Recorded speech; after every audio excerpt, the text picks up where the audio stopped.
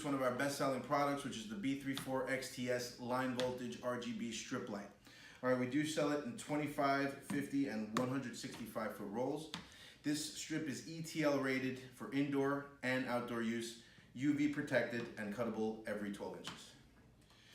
Okay guys, so there's a lot of accessories that go with the B34XT. I'm just gonna go over some of the basic, most important ones. All right, so along with the strip, of course, we have our DMX decoder controllers. All right, we have an RF unit to control it with this handheld remote. Right now, I have it as a basic two-zone setup just to show a basic demonstration of how the light works. So, our master controller is set to 001, and it is hooked up to our RF unit.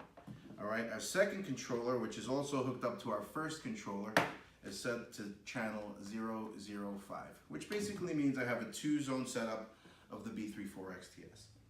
All right, so when we hit zone 1 on the remote, you can see the little strip here that I have designated for zone 1 changes color. All right, hit zone 2, now we're communicating with the 005, and it'll change this strip. Notice that this strip at the same time is not making any moves at all. All right, so a basic two-zone setup. You can have up to 4 zones per remote, but the limits to this are really limitless. As long as you have enough DMX decoders, you could really do an unlimited run of RGB strip lighting.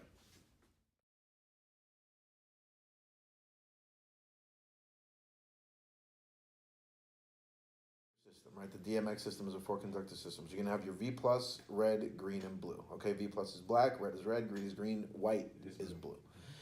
Those are your 4 channels. Okay, that makes up your zone. So each zone is gonna be 4 channels. All right, so you're gonna have 1, 2, 3, 4, right? And that's gonna take up 1 zone. That's gonna be your V+ RGB. Then 0.5 to right, 9, and so on. So that's the difference. There's really no voltage drop because it's a line voltage product, so there's not too many concerns in the way of voltage drop. We have extension cables, 3 feet long, and you know, if you need to put them 20 feet apart, 30 feet apart, we have the cables to help you do that. The basic beast setup, all right, to get yourselves going here is going to be your DMX controller, your RF unit, and your handheld remote. All right, obviously, these things don't work so well unless you plug them in. So you plug them in. All right, now, always make sure your DMX decoder is on 001 if you're using the RF unit or any kind of external controller. It's gonna have to be on 001 for it to communicate.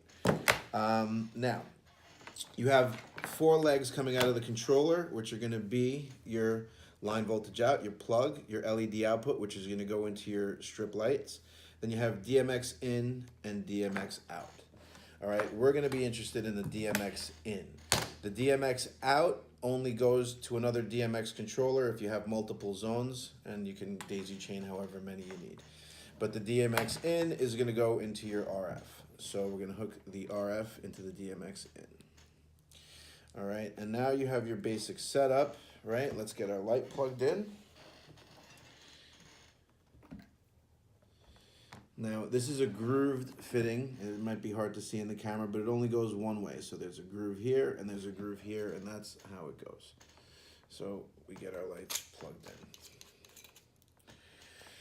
Okay, now we have to sync the remote. So this gets a little tricky. All right, I'll do it slow, and I'll do it twice just to make sure it's a good explanation. So there's a sync button and a sync light. All right, they look very similar. So you have to figure out which one that is. So there is the sync light, there's the sync button. To clear the RF unit, you have to hold the sync button until the light blinks. And of course, this one's gonna be the one that doesn't work. There it goes. All right, so, boom, there it goes, it blinks. All right, so now this is a cleared RF. Now in order to sync the RF, now you just quick press and release this button. So you quick press and release, and you just push any button on the remote and you see the light blinks. The remote is now synced to the RF unit. So now you can cycle through your colors, turn your lights on and off, okay, and cycle through your zones if you have a multiple zone setup. So to get to your next zone, you're gonna go in intervals of 4. All right. So now you're on 001. You're gonna hold any button down here. Okay. Now that's gonna bring it into. You can edit it, and you can go to 005. All right. And once that stops blinking, now any DMX decoder that is set to 005 will be your second zone. All right. The only other thing on the DMX decoder other than the zones would be to put it in master mode or manual mode. Right. So you would hold the first 2 buttons and you get an RU2, which means that it is in remote mode. Let me just get that back. When you see the RU2, again, underneath the corresponding digit, you change it to RU1, and this will be a manual mode that will allow you to use the decoder to change the strip lighting. So the C for color, you can cycle through colors, some phases, you could adjust the speed and all that, but mainly you'll be concerned with RU2 in the remote mode. In master mode, does it only handle one DMX controller, right, versus the RU2 mode where you could control multiple? All right, and the answer is you can control multiple under both, right? So RU1 or RU2. The RU2 is obviously the RF setup and the wall panel setup, so that's, again, self-explanatory. That will control all your zones.